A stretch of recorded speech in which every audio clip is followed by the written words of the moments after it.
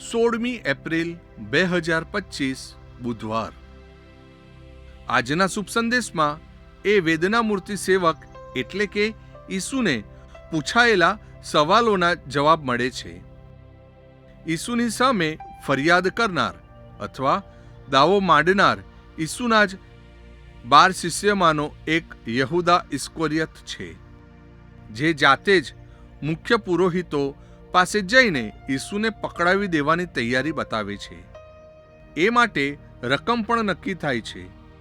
યહૂદાનું કાર્ય ભોમ્યાનું અને ઈસુને ઓળખી બતાવવાનું છે. એ કાર્યથી ઈસુને પકડવામાં આવશે અને તેને ગુનેગાર ગણી દેહદંડ દેવામાં આવશે. ઈસુનું પુનરુત્થાન જ ઈસુના શબ્દોને સાચા ઠેરવશે કે તેમનો બચાવ કરનાર પ્રભુ તેમની પડખે છે. એટલે જ ઈસુ મૃત્યુ ઉપર વિજય પામશે.